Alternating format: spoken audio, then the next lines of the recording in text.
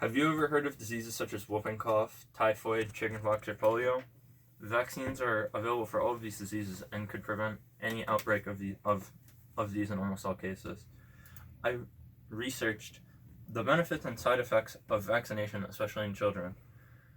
Everyone here knows what it's like to get a vaccine. You get a shot, it hurts for a little bit, and then it's perfectly fine, and you forget about it. Vaccines of the world have been indescribably beneficial to the United States as well as the human race as a whole. There's been a rising group of people who are now convinced that vaccines are not beneficial, or if they are, their risks outweigh the rewards. I would like to convince these people that they're wrong, and also establish the knowledge of the benefits of vaccines so you too could perhaps persuade people that vaccines really are beneficial. Vaccines have been in existence since 1796, when Edward Jenner invented the first smallpox vaccine. Vaccines can prevent infectious diseases that once killed or harmed many infants, children, and adults from the CDC. More than 3 million people die from vaccine-preventable diseases each year. Approximately 1.5 million of these are children less than 5 years old. Quote from the Children's Hospital of Pennsylvania. As you can see, all of these are very easily preventable if you could vaccinate yourself or your child to prevent this from happening. Vaccines go under extreme and frequent testing before they're ever even considered being released to the public. If there was any possibility that the vaccine could cause problems to a large number of people, it would not be allowed outside of testing facilities. Many anti-vax people are under the impression that these vaccines are not safe, but this simply is not true. Many people who have become anti-vax have become this way because they had a bad personal experience with vaccination. Although these situations can be bad, and they definitely do happen, they are very rare, and establishing the idea that you should stop getting your family vaccinated because you personally had a bad experience with them is very dangerous. Getting vaccinated is not a personal choice, but a public health hazard. As you can see here, the orange people here they all contract the disease and they deal with it. They get over it. And then if you're unvaccinated, certain people will suffer more consequences from that and possibly say die or something like that. But if in a vaccinated population, all of these people could contract the disease and it wouldn't be as bad, or they could just not get it whatsoever, which allows people who are unable to be vaccinated to either avoid getting them or have it be to a lesser extent. Note that vaccinated people often stop disease from ever getting towards people who are not vaccinated. Herd immunity is the idea that if most of the population becomes immune to the disease, it will help the people who can't become immune to it. Certain groups are susceptible to disease, like babies who are too young to get vaccinated, elderly people, or people who have weak immune systems, such as somebody who has cancer, or who is being treated for cancer.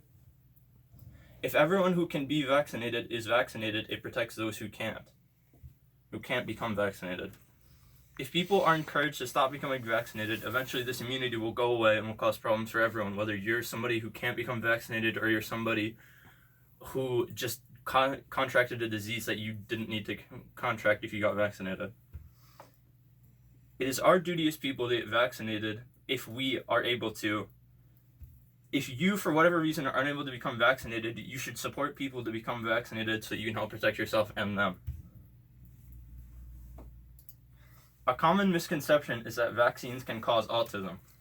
Many of the people who don't understand vaccines and or autism very, very well see that their children received a large number of vaccines around the same time, under a year to about 4 years old, and they also see that most of the time people who are diagnosed with autism are diagnosed around the age of 4 or less than that.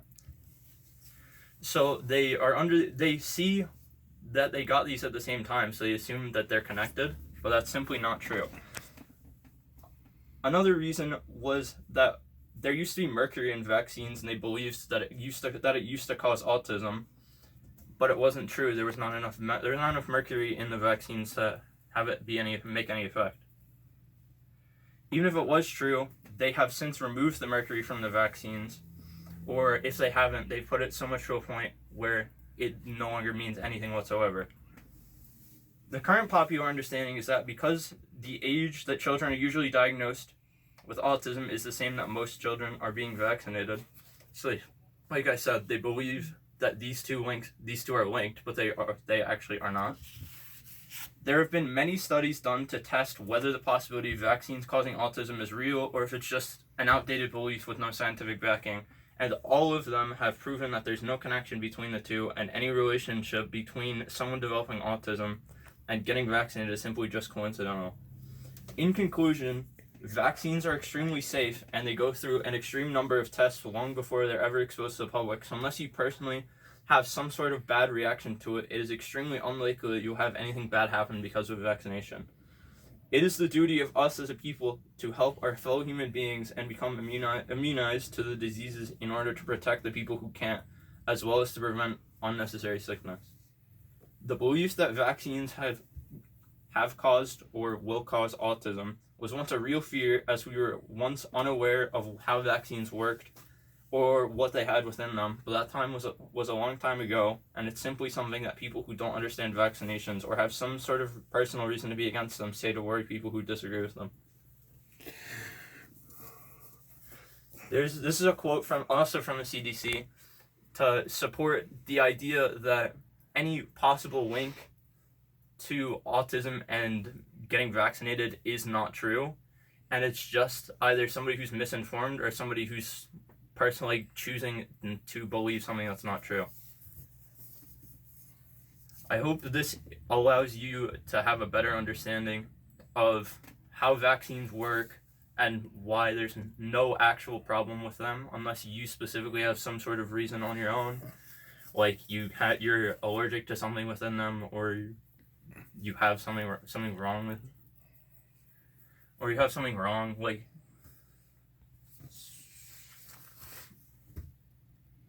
Thank you.